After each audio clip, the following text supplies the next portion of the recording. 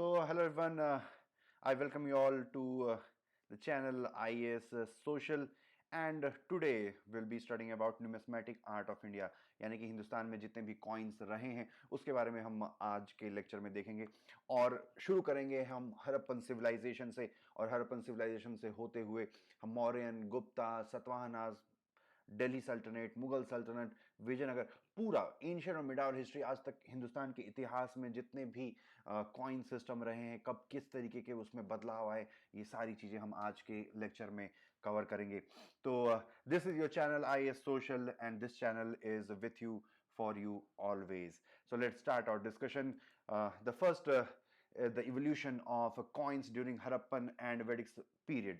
तो पहली बात ये है कि अगर हम हड़प्पन पीरियड की बात करें तो हड़प्पन पीरियड में देयर वर नो कॉइन्स का यूज नहीं होता था, सिर्फ बार्टर सिस्टम का यूज होता था, ये ध्यान रखेंगे। कॉइन्स हड़प्पन सिविलाइजेशन में कोई भी कॉइन नहीं मिले हैं, सिर्फ बार्टर सिस्टम का यूज होता था।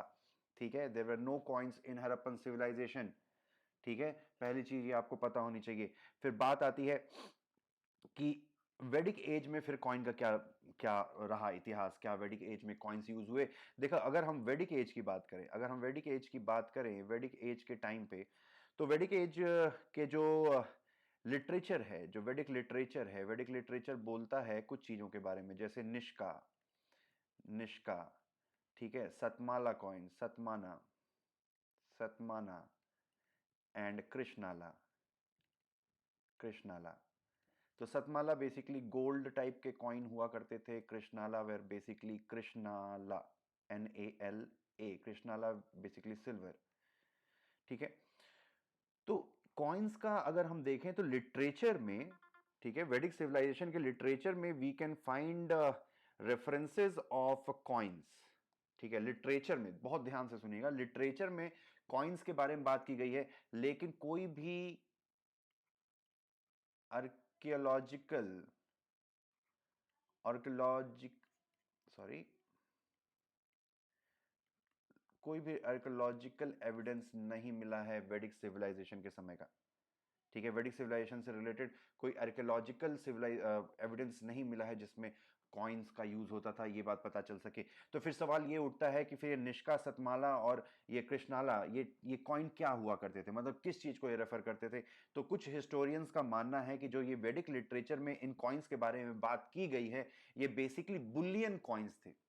ठीक है, बुलियन कॉइन और करेंसी कॉइन में फर्क होता है। करेंसी कॉइन जिसमें हम कोई चीज देकर कोई सामान खरीदते हैं, ठीक है, where coins are use as a medium of exchange, उसको हम करेंसी कॉइन कहते हैं, उसको करेंसी कॉइन। बुलियन कॉइन वो होता है जैसे हम अपने वेल्थ को प्रिजर्व करने के फॉर्म में रखते हैं, जैसे आज भी हम सोने के सिक्के दिवाली या धनतेरस पे खरीदते हैं, पर उन सोने के सिक्कों, ऐसा तो है नहीं कि सोने का सिक्का लेकर गए हम किसी मार्केट में, उससे फ्रिज खरीद कर लेकर आ गए, that's not the case, right. ठीक है, तो बेसिकली बुलियन कॉइन का मतलब ये होता है कि हम उस कॉइन को रखते हैं एज एन इन्वेस्टमेंट। तो इसी तरीके से जो निष्का, सतमाला और कृष्णाला कॉइन थे, हिस्टोरियंस का मानना है कि ये बेसिकली बुलियन कॉइन हुआ करते थे, ना कि इसका इस्तेमाल मीडियम ऑफ एक्सचेंज के रूप में होता था। तो हम कंक्लूड कर सकते हैं कि वैदिक एज में भी अगर हम देखें तो बार्टर सिस्टम का ही यूज होता था। वैदिक एज में और हड़प्पन एज में बार्टर सिस्टम का ही यूज होता था। ठीक है, अब बात आती है महाजनपद पीरियड। महाजनपद पीरियड यानी 600 बीसी, महाजनपद पीरियड यानी 600 बीसी ऑनवर्ड, जब महाजनपद बने, जिसमें मगध, कंबोज, मगध, गांधार, अंग, पांचाल, ये जितने भी महाजनपद, 16 टोटल महाजनपद थे। ठीक है, 16 महाजनपद, ये एज हम महाजनपद पीरियड भी कह सकते हैं, या हम इसको गुप्ता, इसको हम बुद्धि, एज ऑफ बुद्धिज्म और जैनिज्म भी कहा जाता है। तो इस एज में, महाजनपद एज में या मॉडर्न पीरियड एज में कॉइन्स का क्या यूज था। ठीक है, कॉइन्स कैसे आए, तो पहली बात यह है, कुछ चीजें जानने वाली है कि सबसे पहले हिंदुस्तान की धरती पर, सब कॉन्टिनेंट में सबसे पहले कॉइन्स के यूज होने का जो आर्कियोलॉजिकल एविडेंस है वो महाजनपद पीरियड से आता है, यानी कि 600 बीसी के बाद से हिंदुस्तान की सरजमी पर सिक्कों का इस्तेमाल पहली बार स्टार्ट हुआ। ऐसा इतिहास में जो हिस्टोरिकल एविडेंसेस हैं, जो खुदाई में मिले हुए जो साक्ष्य हैं, वो ये बात कहते हैं। ठीक है, 600 बीसी से पहली बार। अब बात ये हो गई, अब सवाल उठता है कि इन सिक्कों की खासियत क्या थी। इन सिक्कों की खासियत क्या थी? तो पहली चीज, अगर हम इसके फीचर्स की बात करें, इन सिक्कों के फीचर्स की बात करें, तो ये पंच मार्क कॉइन थे, पंच मार्क्ड कॉइन। अब बात आता है ये पंच मार्क कॉइन क्या होता है। तो पंच मार्क कॉइन देखिए, दो तरीके के कॉइन्स होते हैं, दो तरीके के कॉइन्स होते हैं। एक होते हैं पंच मार्क्ड कॉइन्स, दूसरे होते हैं die struck coin, die struck coin, या जिसको हम मोल्डेड कॉइन भी कहते हैं, मोल्डेड कॉइन, मोल्डेड कॉइन। तो डाई स्ट्रक कॉइन और मोल्डेड कॉइन दो तरीके के, तो एक हो गया पंचमार्क कॉइन, एक हो गया डाई स्ट्रक कॉइन। तो अब बात ये आती है कि दोनों में फर्क क्या है। पंचमार्क कॉइन में सिंपल आप समझिए कि भैया एक आपने शीट ली मेटल की, और आपने हैमर और छिन्नी हथौड़े से उसमें अलग अलग शेप के, ठीक है, पंच करके अलग अलग शेप के कॉइन्स निकाल लिए, ठीक है, तो ये पंचमार्क कॉइन हो गए। फिर डाई स्ट्रक कॉइन और मोल्डेड कॉइन वो होते हैं जिसमें आप प्रॉपर एक सांचा बनाते हैं, उसमें फिर पिघला हुआ मेटल आप उसमें डालते हैं, फिर उस सांचे में से जब वो मेटल ठंडा हो जाता है फिर उससे सिक्का निकालते हैं। जो सांचे से ढला हुआ जो होता है, जो कॉइन बनता है, उसको हम डाई स्ट्रक कॉइन या मोल्डेड कॉइन कहते हैं, ठीक है। तो महाजनपद पीरियड के जो कॉइन थे वो पंच मार्क कॉइन थे, पहली चीज ये जानने वाली है। दूसरी चीज ये जानने वाली है कि भाई इन कॉइन्स पे आपको कोई भी इंस्क्रिप्शन, इंस्क्रिप्शन यानी कुछ भी लिखा हुआ नहीं मिलेगा, इंस्क्रिप्शन नहीं देखने को मिलेगा, ठीक है। ना ही कोई राजा का, ठीक है, ना ही कोई राजा की कोई इमेज या किसी भगवान की कोई इमेज, ये भी देखने को नहीं मिलेगी इन कॉइन्स में, ठीक है। राजा की इमेज या भगवान की इमेज ये भी इन कॉइन्स में देखने को नहीं मिलेगी, ठीक है। चौथी चीज ये है कि ये जो कॉइन्स थे वो इरेगुलर शेप के थे, इरेगुलर शेप के थे। इसका कोई भी जो है स्टैंडर्ड शेप नहीं होता था। हाँ, लेकिन इनका स्टैंडर्ड वेट था, they had standard standard weight, ठीक है, they had standard weight but no standard shape, ठीक है। तो ये कुछ फीचर्स है इसके। पहला फीचर ये पंचमार्क कॉइन थे, फिर दूसरा फीचर ये इंस्क्रिप्शन हुआ करता था इस पे, सॉरी इंस्क्रिप्शन नहीं हुआ करते थे, यानी कुछ भी लिखा हुआ नहीं होता था, ठीक है। फिर राजा और भगवान की कोई मूर्तियां की कोई इमेजेस नहीं होती थी इन कॉइन्स पे। ये कॉइन्स इरेगुलर शेप के हुआ करते थे, कोई स्टैंडर्ड शेप नहीं था इनका, ठीक है। और लेकिन इनका स्टैंडर्ड वेट जरूर हुआ करता था, ठीक है। तो ये बात थोड़ा सा जानने वाली है इसके बारे में। फिर बात आती है कि इन कॉइन्स का नाम क्या था। तो कई जगहों पर इनको पानाज, पानाज बोला गया है, कई जगहों पर इनको हम पुरानाज भी जानते हैं, पुरानाज, ठीक है। एग्जाम में कभी ऐसा पूछ सकता है कि पानाज, पुरानाज या कर्श पानाज ये क्या हुआ करते थे। तो panas puranas and karshapanas, they were the types of coins which were in circulation during महाजनपद period, ठीक है। they were types of coins in circulation during महाजनपद period। तो ये हो गया भैया पहला, जब हिंदुस्तान की सरजमी पर सिक्कों का इस्तेमाल शुरू हुआ 600 बीसी में। अब जो सबसे बड़ा चेंज आया, जो सबसे बड़ा चेंज आया वो इंडो ग्रीक्स के आने पर हुआ, ठीक है। जो ग्रीक, जब हमारा हिंदुस्तान का जो कांटेक्ट ग्रीक सिविलाइजेशन से हुआ और कुषाण जो थे उन राजाओं से हुआ। कुषाण बेसिकली सेंट्रल, ये जो वेस्टर्न चाइना है, वेस्टर्न चाइना से माइग्रेंट एक ट्राइबल ग्रुप था कुषाण, जिसमें जो सबसे फेमस राजा थे कनिष्क, तो उनका रूल हो गया। और इंडो ग्रीक का, या जिनको हम बैक्ट्रियन भी कहते हैं, बैक्ट्रियन किंगडम। तो जब ग्रीक्स आए सबसे पहले हिंदुस्तान पे, ठीक है, जब ग्रीक आए तो हिंदुस्तान में सिक्कों पे क्या असर पड़ा उसके बारे में देखते हैं, ठीक है।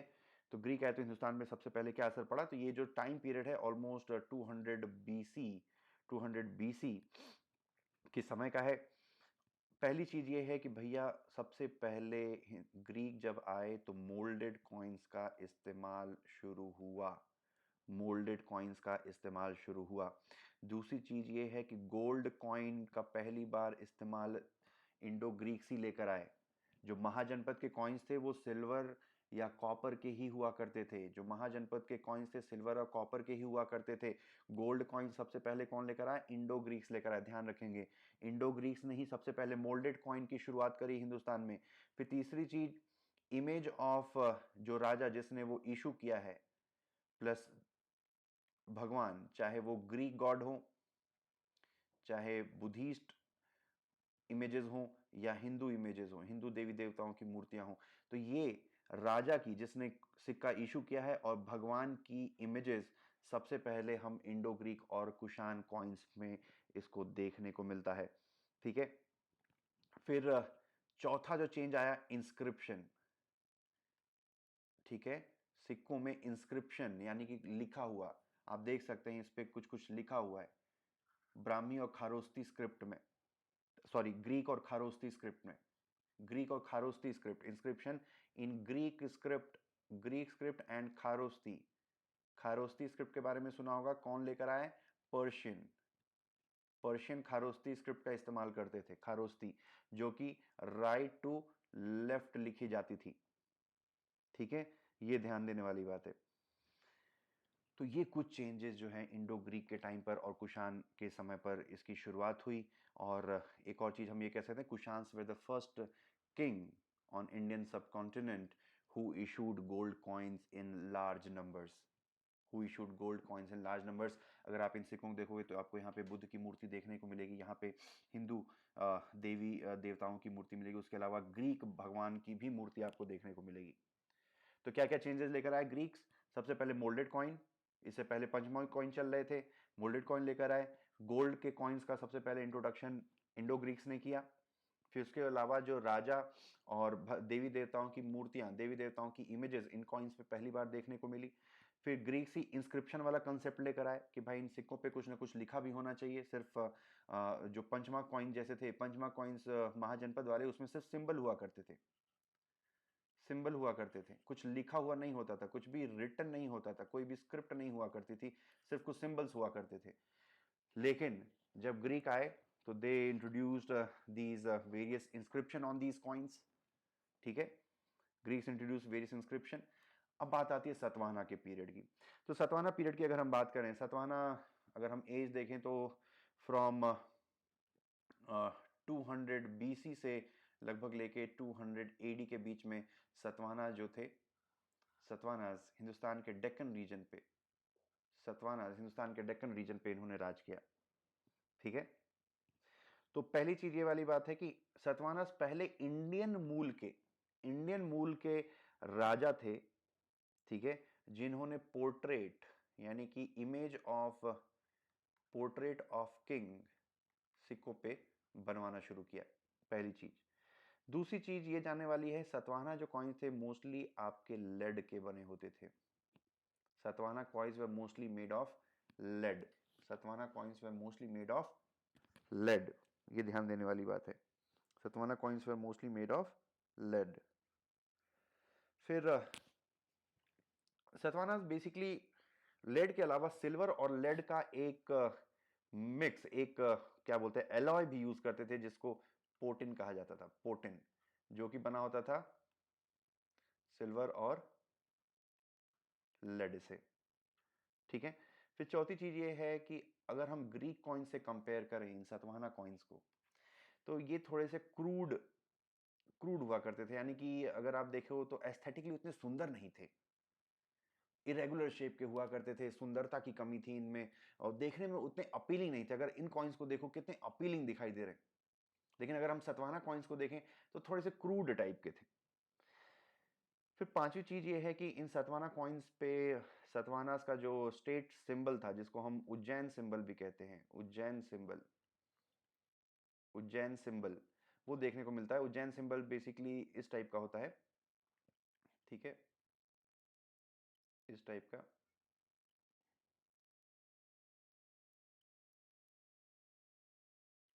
उज्जैन सिंबल इस टाइप का, या इस टाइप का भी कभी कभी देखने को मिलता है, इस टाइप का भी हो सकता है। ठीक है, यानी इस टाइप का होने का मतलब है कि बेसिकली इस तरीके का।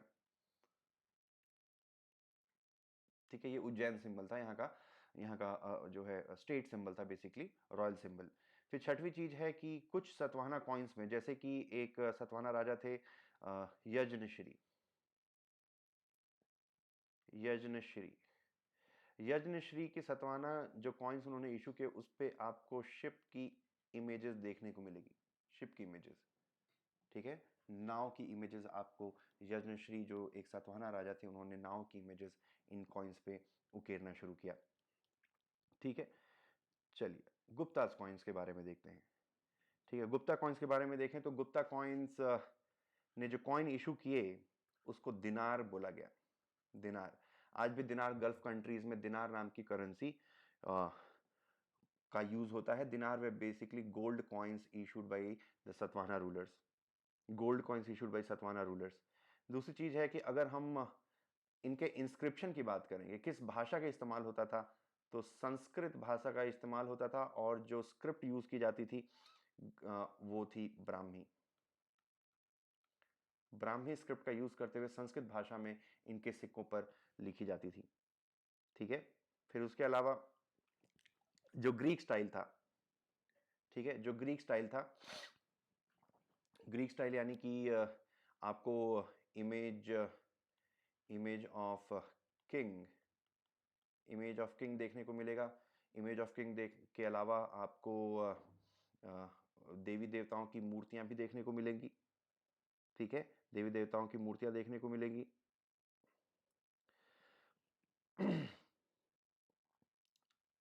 फिर चौथी चीज हुई कि ये भी देखेंगे तो ये भी मोल्डेड कॉइन्स थे, मोल्डेड कॉइन्स। तो कहने का मतलब ये है कि Gupta coins were very similar to Indo Greek and Kushan coins, or in other words we can say that Guptas carried forward the legacy of Indo-Greek and Kushan numismatic art, ठीक है, न्यूमिस्मेटिक आर्ट को आगे ले जाने का काम किया इन्होंने। पर एक थोड़ा सा डिफरेंस था कुशान सिक्कों में और गुप्ता सिक्कों में, ध्यान देने वाली बात है, बहुत इंपॉर्टेंट है। एक डिफरेंस ये था कि गुप्तास के समय में धीरे धीरे जो सोने का कॉम्पोजिशन था, the purity of gold used in making these coins decreased, ठीक है। देखो तो गोल्ड, गोल्ड कॉइन्स देखें तो सर्कुलेशन बढ़ा, गुप्ता एज में जो है गोल्ड कॉइन्स का सर्कुलेशन बढ़ा, पर जो कॉम्पोजिशन है, composition of gold, composition of gold decline during Gupta age, ठीक है, composition of gold decline during Gupta age, ठीक है। गुप्ता एज में कॉम्पोजिशन ऑफ गोल्ड डिक्लाइन, मतलब समझ लीजिए कि 200 एज, मतलब 300 एडी लीजिए, 300 एडी से 600 एडी के बीच में गुप्ताज ने रूल किया, ठीक है, 600 एडी के बीच में गुप्ताज ने रूल किया। अब अगला जो एंशियंट सिस्टम ऑफ कॉइन्स है वो है चोलास, पांड्यास और चेरा राजाओं का, ठीक है। तो चोलाज यहाँ पर रूल करते थे, चोलाज, फिर चेराज यहाँ पर और पांड्याज यहाँ पर, ये हो गया चेराज और ये हो गया पांड्याज, पांड्याज। तो पहली बात ध्यान देने वाली है कि ये gold, gold coin plus silver plus copper, ये तीन कॉइन्स, तीन मेटल्स का यूज करते थे। दूसरी बात ये है कि इन कॉइन्स में भी रूलर्स की इमेजेस देखने को मिलती है, ठीक है, रूलर्स की इमेजेस देखने को मिलती है। फिर इंस्क्रिप्शन देखने को मिलता है, इंस्क्रिप्शन देखने को मिलता है। फिर देवी देवताओं की मूर्तियां, इमेजेस भी देखने को मिलती हैं, ठीक है, देवी देवताओं की इमेजेस मिलती हैं।